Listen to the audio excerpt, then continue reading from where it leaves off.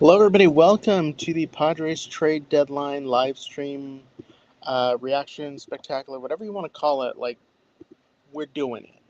Let me just make sure I get this shared out there to the world, and then we can get going. So, I'm trying to remember how to do this. It's been a while. It's been a little while since I've done the whole YouTube thing. So we're trying to get it out there. It's been a little while, definitely. Uh, all right. Let's get this shared to everybody, and then we'll get started.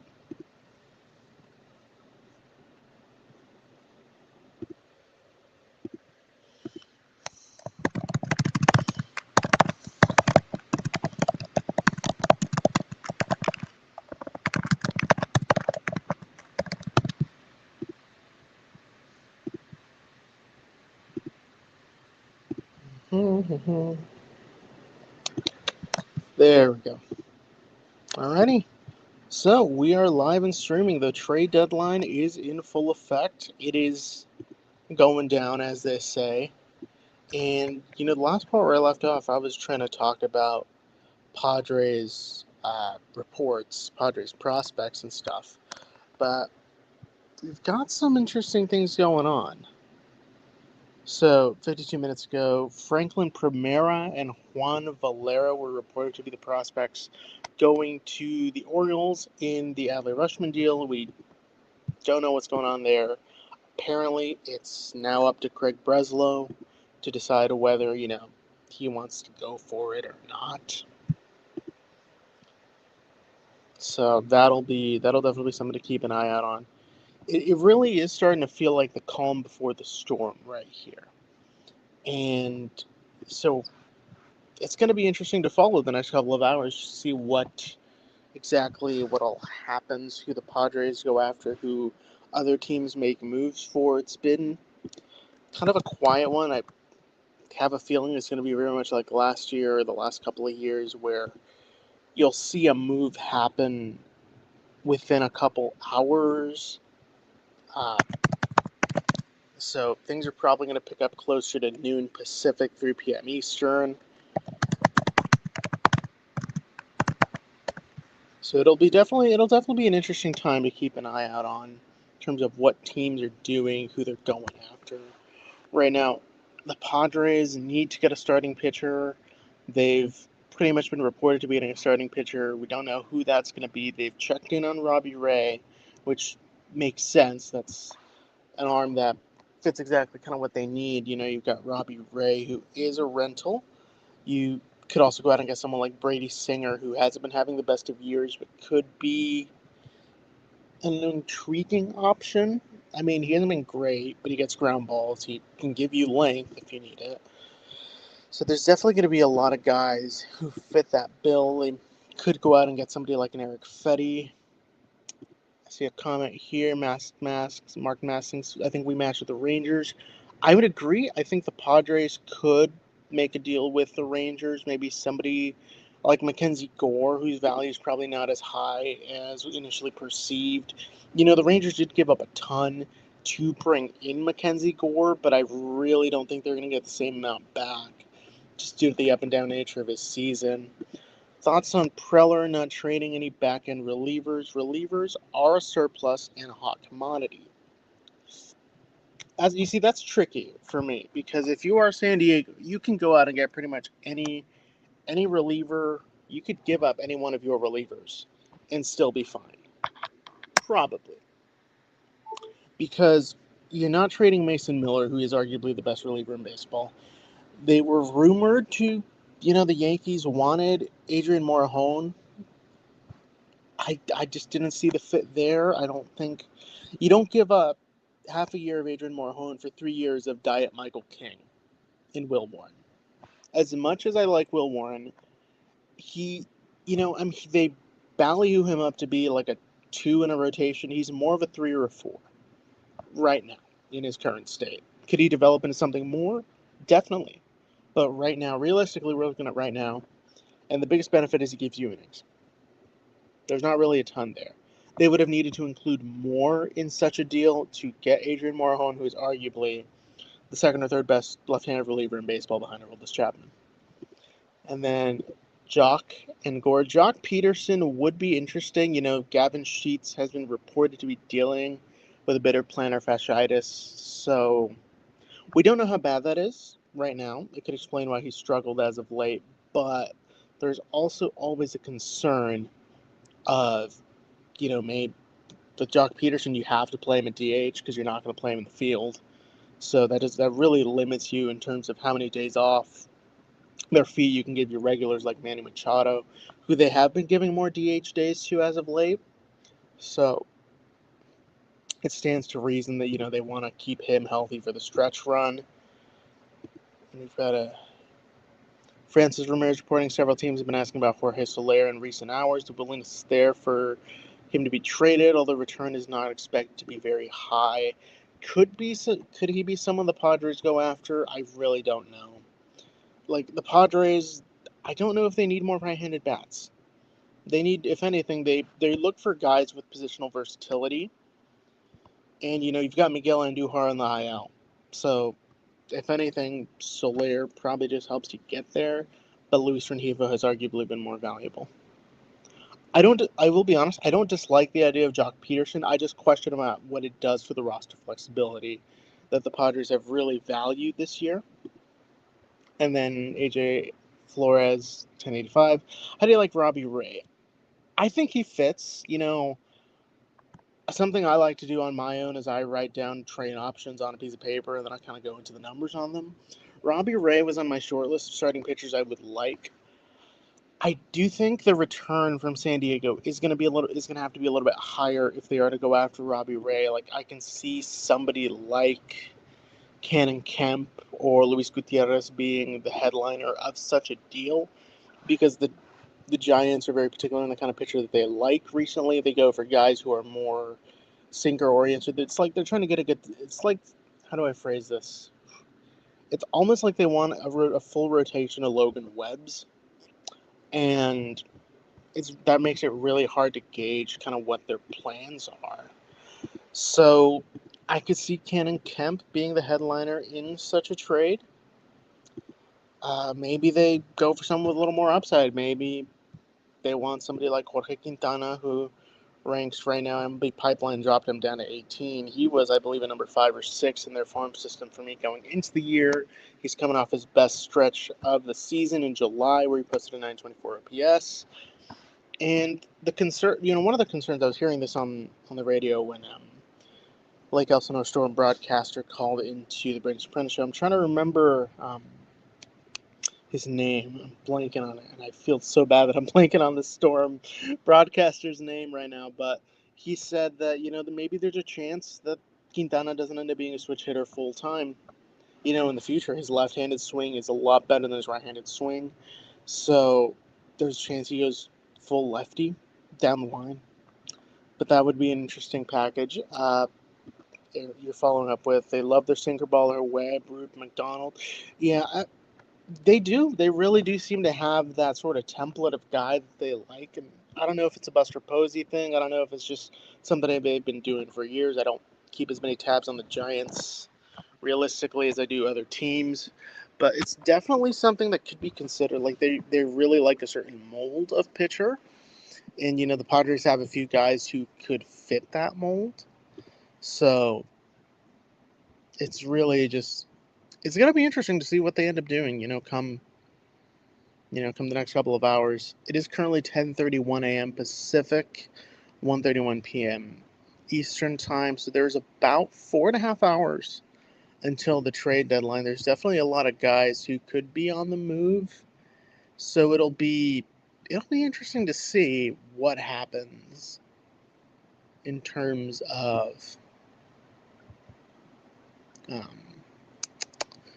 what moves end up getting made as we get closer and closer to the trade deadline. The Mariners went out and got themselves Taylor Ward, which, good for them. They should have probably done that a couple of years ago, or even in the offseason, instead of trying to go out and get Rob Refsnyder, trying to get cute to solve their issues against left-handed pitching. They could have just gone out and gone Taylor Ward then, but alas, that was then, this is now.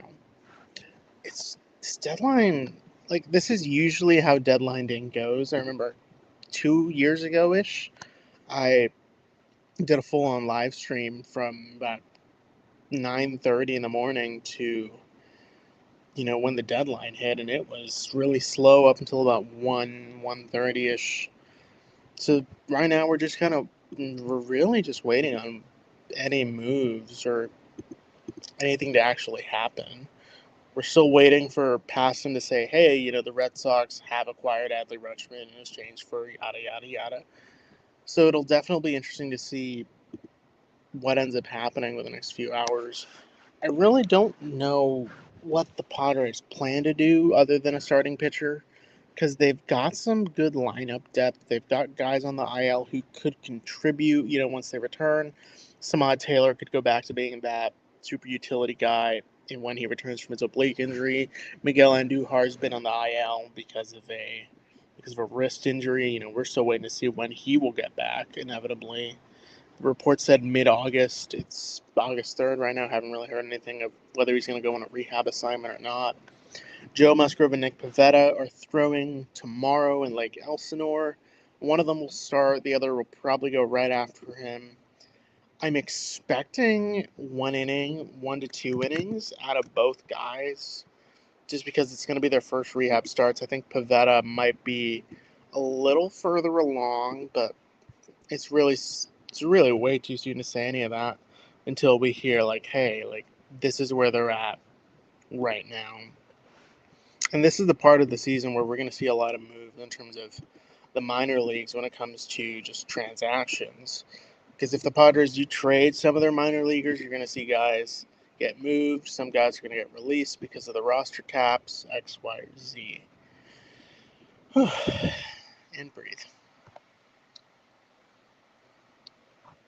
I am still taking any questions. I'm glad to just answer them. Just stay on here. When we're looking around the league, the Red Sox are holding on to, holding up everything with that Adler situation. The Mets aren't done offloading. They're reported to be looking to move Luis Robert Jr., Clay Holmes, and potentially even Luke Weaver. Clay Holmes would be nice for the Padres, because if he does well in a starting role, you've got yourself another starter. But then if he doesn't do as well and Musgrove and Pivetta come back healthy, you've got another lethal reliever that you can add to your bullpen, really save his arm, keep him healthy. There's plenty of options. I think Clay Holmes is going to be, I heard someone say this, that Clay Holmes is going to be the steal of the deadline. To whoever's out there said that, I think you're right, just because Holmes has a lot of versatility in terms of what role he could fit in. We've got a comment here. Please tell me you'd rather keep Morejon than trade him for Will Warren. Absolutely. I would 100 out of 100 times prefer to keep Adrian Morejon. He's arguably one of the best relievers in baseball, one of the top 3 left-handed relievers in all of baseball, because that combination of velocity and command, you can't really find that anywhere. And like I said earlier, Will Warren right now is, I mean this nicely, he's Diet Michael King. He's not quite like Michael King at his full potential, but he's like kind of getting there. And, if you look at the savant numbers for Will Warren, there's a lot of blue on there, which isn't the most inspiring. I forget who I told this to, but why do you need to go out and get Will Warren when you have Will Warren at home in Eric Yost, the Padres number? What number did I put him at? I believe I had him at 18. I'm going to double check that. I want to be sure. That's one of my personal little pet peeves. I don't like getting this wrong. Let's see. I put him at 16 when I did my preseason ranking. That's the way I see it. Why trade for, Will Warren when you have Will Warren at home? So I really don't think that I really think it would have been foolish for them to move Morejon just for Will Warren. Now, if there was like a Dax Kilby thrown in there, sure. I wouldn't mind that. I know the Padres are really high on Dax Kilby as a prospect and just what he brings to the table. But realistically, I don't know. It's tricky, and it's trickier and trickier to kind of figure out what any potential move would be there beyond what was already reported. Let's see. Is there any news? Nothing yet. Luis Arraez is expected to travel to Philadelphia today and report to his new team on Tuesday. And other news, grass is blue and the sky is green. So that's normally how it goes. Guys that get traded, they report the next day. You see your flurry of transactions, and bada bing, bada boom, let's play baseball. So there's definitely a lot that could happen between now and, the next couple of weeks. Not weeks, hours. So, yeah. So the Orioles are still holding everything up with that Adley thing. Come on, guys. We want other things to happen. The Red Sox and the Yankees, because I don't know if you all heard this yesterday. There's something that, was kind of being thrown out there that the Yankees were reportedly close to dealing for Adley Rutschman. The Yankees were closing in on a deal. I guess the holdup there must definitely had to have been with a return, because reports were that the Yankees might not have been willing to part with both Will Warren and Carlos LaGrange, which, it's just another one of those moves where you're like, you sure about that?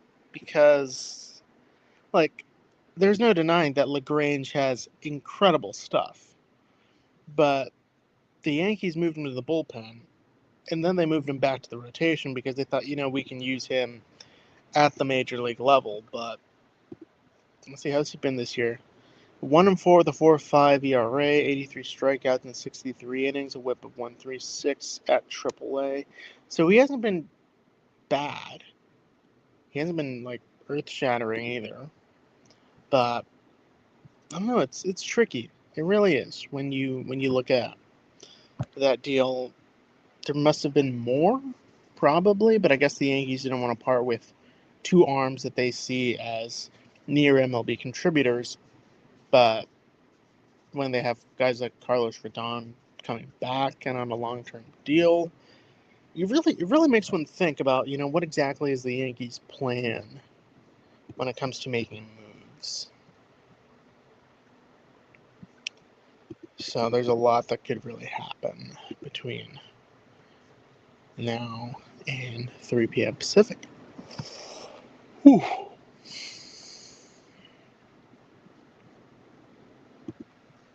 Again, I'm still taking any questions. Gladly willing to answer any questions. Could be about the Padres farm. Could be about trades.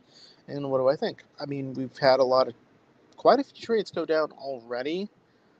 The Rangers are reportedly not super motivated to sell, and they're still likely to either stand pat or do quote-unquote soft buys.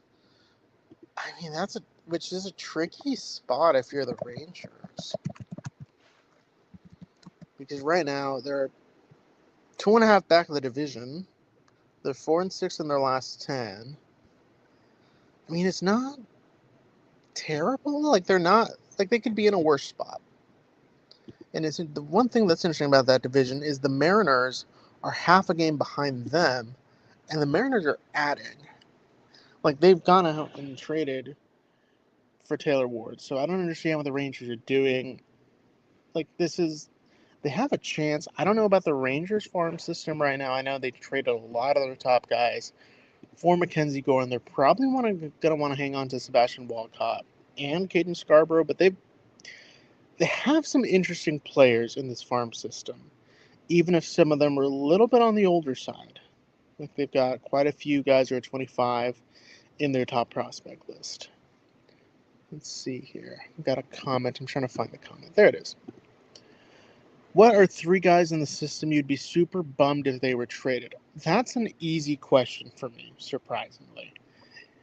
I'm going to start with a guy I've been hyping up since he was in single A. I'm going to leave the question up there so people know what I'm talking about. I would be really bummed if they traded Braden Carpathios. That'd be one of the 3 guys. And because I believe in the bat, he is a well-rounded hitter who can go to all 3 fields. He does whiff quite a bit, which is concerning, but it's also, I feel like it's somewhat manageable in this day and age of baseball where, it feels like everybody's swinging and missing quite a bit. He has the speed to play center field. He's a freakish athlete. He was a former two-way player at a community college in Pennsylvania. So he can play center. He's got the arm for right. He had about 12 outfield assists last year. Runs pretty well for a guy his size. So I would be pretty bummed out if they moved him. I would obviously be bummed out if they traded Ethan Salas because he is literally in the red zone with the end zone being MLB. He's very close to being a major league catcher. I think next year, he'll be in spring training. I think he goes on the 40 man this off season because there's belief in the talent. I think they believe in the talent. There's definitely a lot that that he can do. So I'd be bummed out if they moved him. This next one surprises me right now. I would because I really wasn't sure on this prospect at the end of last season. And this is a guy who's really grown on me this year the more I've watched him pitch, and that's Brian Balzer. Pipeline has him as, I believe, the Padres' number 7 prospect. Yep, he's number 7 on their list. On my list before the season, I had him at number 22 because of the workload concerns last year, but he has, he's really surpassed most, if not most expectations that were had of him. He's made the jump to high A, and right now, he's only 21 years old. He's right. He didn't have a ton of experience pitching when he got signed, but he's got a devastating splitter. He's got a nasty sinker with about 12 to 16 inches of horizontal movement. Like, it's a really fun arsenal, to say the least, and I'm really fascinated with what his potential can be. He's learned a ton from Yu Darvish, who's in the organization, who's reportedly mentoring him. So I think he'd be a fun pitcher to watch as he develops. He's not going to be major league ready for another year. I think he's probably more of a 2028 to 2029 ETA, but he's really grown on me this year, and I think he could be a good piece for the team. No Tucker Musgrove or Ryan Weidman. You said 3. You first said 3. I could go on and on about these guys. Like, Musgrove, I think, is going to be a setup man next year. Like, I can see him taking the Estrada role next year because the velocity is really good. The cutter, slider that he throws sequences really well out of the hand for Musgrove. I think that's one of the things that makes him so devastating.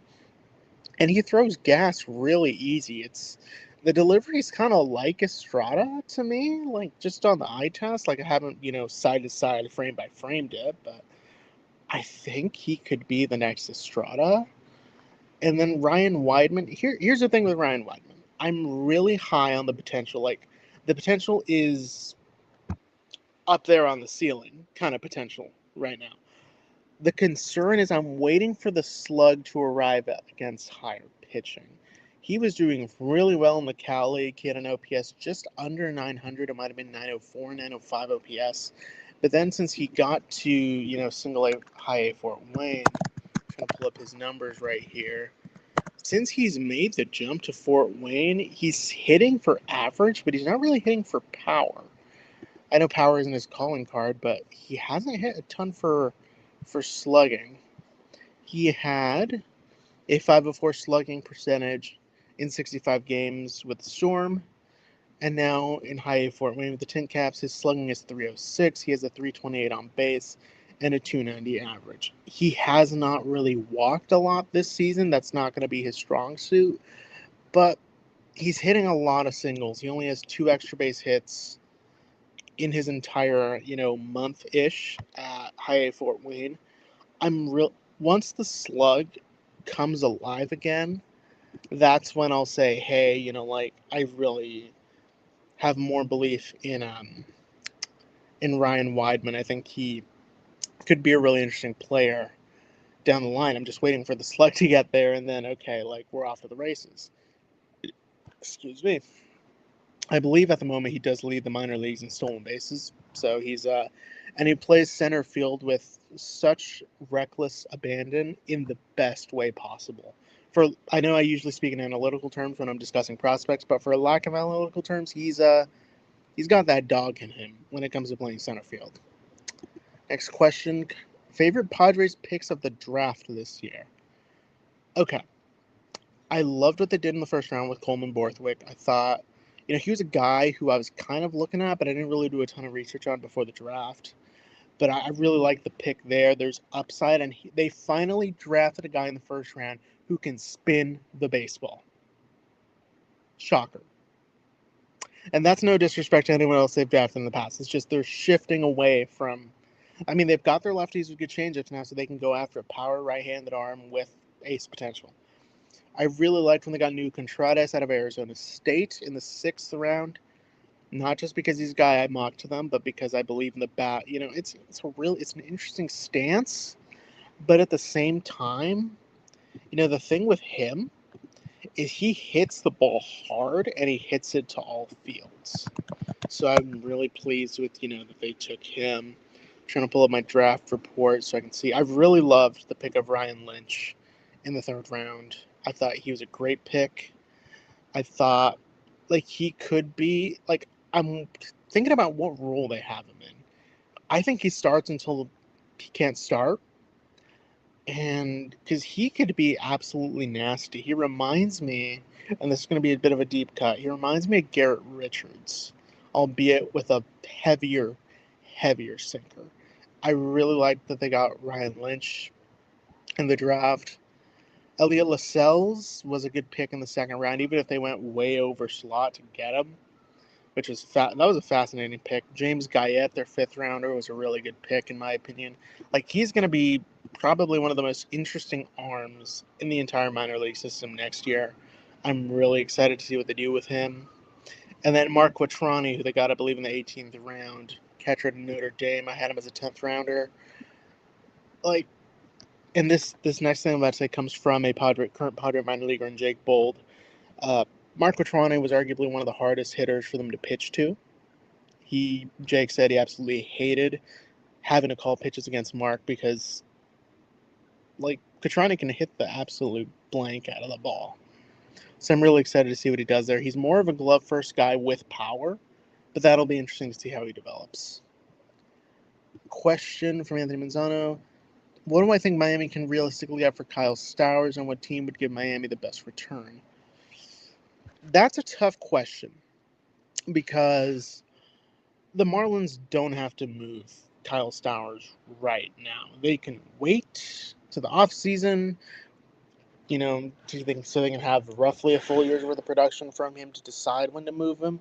Because he's not really, sorry, I'm cleaning my glasses as I answer this, but he's not like what they would call excess goods. He's definitely a guy who still has value to that team. That's a tough one because I'm trying to think who needs a left-handed bat. I don't think the Cubs would be in on him, even though they love trading with the Marlins. The Yankees aren't going to be in on him because they just got Luis Garcia Jr. So I don't think San Diego would be in on Kyle Stowers either. Bob Nightingale says the Arizona Diamondbacks are pursuing Casey Mize, which means they are not. Padres and Orioles have reportedly been looking at a deal for Jackson Holliday per mock bomb. So do what you want with that. The Blue Jays are making another trade. This is interesting. The Blue Jays are acquiring Josh Smith and Josh Steffen, an infielder and a right-handed pitcher, from the Rangers for left-hander Adam Macko.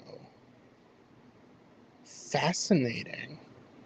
Macko's a great baseball story, and the Padres did see him when the Blue Jays were here in San Diego. That'll be an interesting move, I will say. Remember, Peter Bendix coming from Tam has a value of trading players at their highest value. This one you can actually get the highest value for Kyle. You possibly could. I'm just not sure who would pay it. Who would go out and make that kind of a deal? I'm trying to think of teams who need first base or outfield help. I don't see the Padres doing it. I don't see the Giants doing it. I don't know. Maybe the Diamondbacks? The Diamondbacks might be a sneaky pick for Stowers. They need a first baseman if Tyler Locklear flops. They could always use more outfield help. because, I mean, Ryan Waldschmidt was a little bit overmatched when he came up, but, still believe in the potential there.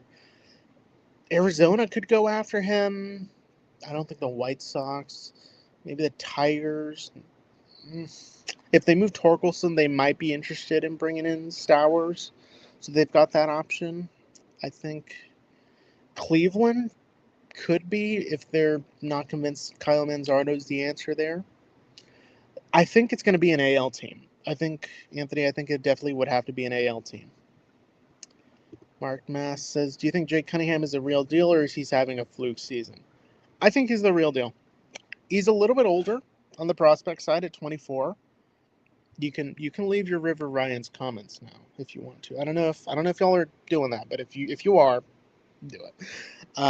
I think he's made a ton of adjustments in his swing between when he got cut by the Orioles and now.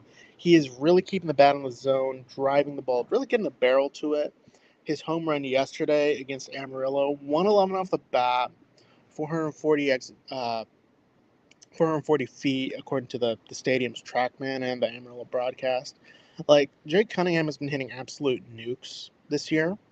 The swing and miss is a bit of a concern so far. Let me check what his stuff looks like right now. Jake Cunningham.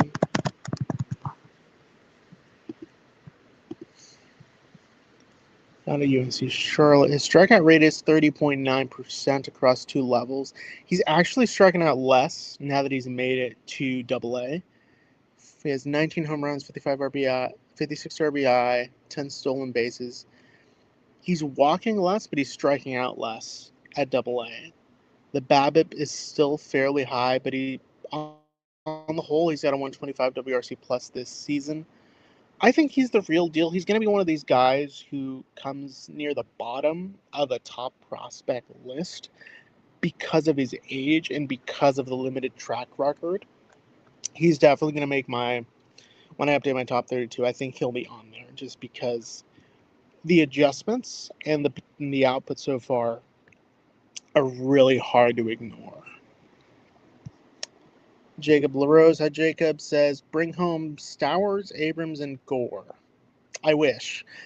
If anything, they'll only get one of those guys. And I think if they go after any one of those guys, it would probably be Gore because the Rangers might be selling low on him. I'm not saying they are. I'm saying it's a possibility.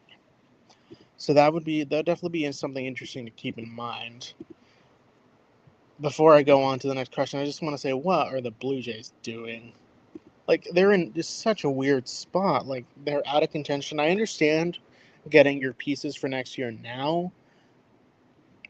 Soriano made sense. Josh Smith, I mean, sure, I guess. Going back to Anthony's, the Marlins are only a game and a half back in the wild card. Realistically, as a fan, they don't make the playoffs. You think they're 6 games back by the middle of August. The Marlins are in an interesting spot because they can trade guys, but it's not that they should, because they're still somewhat close. They have taken strides this year, even without some of their key contributors performing as advertised. Like, Griffin Conine is a dog. Like, he is great. He's a great player. Xavier Edwards, great player. Otto Lopez, great player. I guess they must really believe, and I hate that I'm blanking on his name. I know they have a top prospect who's a shortstop who's not far off.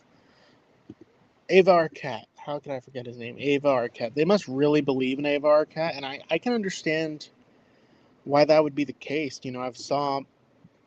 I saw him play the Padres affiliate when he was over in Beloit. He's got some good power. He's got some good potential. I just don't know. Pipeline has him as a 2028 ETA. I don't think they want to rush him to the major leagues. He's mostly been a AA this year, so he'll definitely be an interesting guy. No idea what to expect out of Starlin Caba. Cam Cannarella and Kemp Alderman are really fascinating prospects for the Marlins. So I think here's what I'll say about the Marlins to answer your question, because I understand trading some guys who you don't think are part of the future in order to get guys who are the future up to the show. Now, what I will say, if you have faith, if you're Peter Bendix and you're the Marlins front office, and you have faith more in the guys in your farm system to keep developing than in the guys at the major league level to sustain their production, 100%. You move the guys who, you're not as convinced in. This is part of being a baseball executive. You're going to have to take risks sometimes. Sometimes it pans out, sometimes it doesn't, and that's fine. You mentioned Carter Johnson at second. Carter Johnson is another guy who is really fascinating as a prospect, I think. I'm trying to remember what I know about him. I don't know a ton about him off the top of my head. The second rounder in 2024, 801 OPS this year at high A. Right, he was another guy that played the Tin Caps this year when they were, I think he played them when they were in Beloit. Yeah, I can see what you mean, Anthony. It's a really good. That was a really good discussion. You really got the brain going to make me think I need my coffee now. Let's see, Jacob LaRose again. The Padres just acquired Robbie Ray. Is that true? Padres are finalizing a trade to acquire Robbie Ray from the San Francisco Giants. According to Jeff Passan, this is, I swear, if this is a repeat of the Max Scherzer thing from 5 years ago,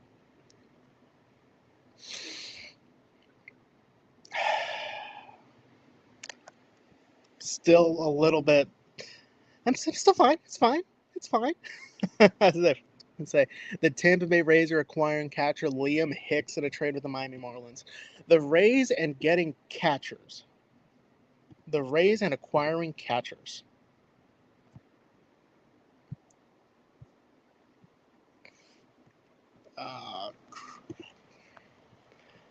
I like Robbie Ray. I like, he was on my short list of guys that I wanted the Padres to get. I can't find the notebook I wrote that in. It's probably just in the other room. But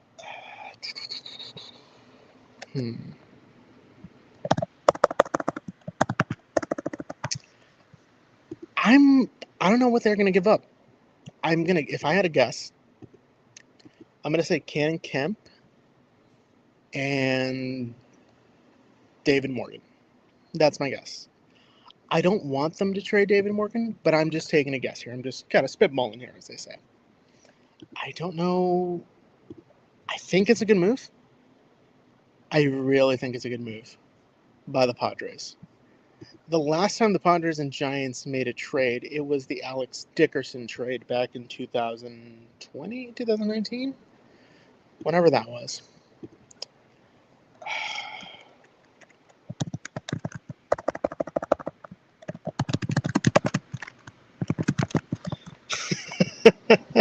Someone just texted me, I hope they don't give up Morgan like you said on your stream.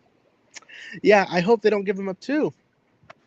Realistically, I think a mid-level pitching prospect is going to go back to the Giants, but I don't know which one. That's my guess. That is my guess. Let's see. The Padres got Robbie Ray. They're closing on a deal, according to Dennis Lin. Jeff Passan had it first. He says they are finalizing a trade. Nothing's official yet. They must be going over medicals. So this is going to be interesting. Sam Dykstra, as trade activity picks up across baseball, and here every notable prospect above the DSL is being held out of the lineup today because it's a Monday, and Monday is a scheduled off day across the minor leagues. That's great. By any chance, have they updated on the return that Miami's getting from Tampa for Liam Hicks? I haven't seen anything. I have not seen anything yet. It's possible.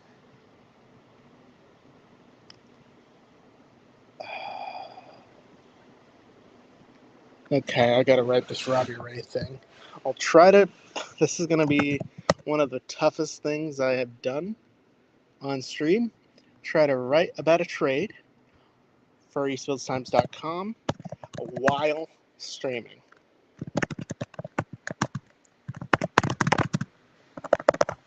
Okay, we gotta go to, we gotta use all the devices here. And I've got a missed call. Great. I thought people would know not to call me. Braden Taylor is one of the prospects going to Miami in the Liam Hicks trade. I really wish people would not call me while I'm doing all of this. I might have to pause the stream. There's a lot going on here. It's really starting to impact my ability to concentrate. Alrighty, y'all. Here's what'll happen. I am going to end this stream right now so I can go take care of the Robbie Ray thing. I will probably be streaming again later today because there's still a lot to go down. To everyone who tuned in, thanks so much for tuning in. I'll talk to you all in about an hour or so.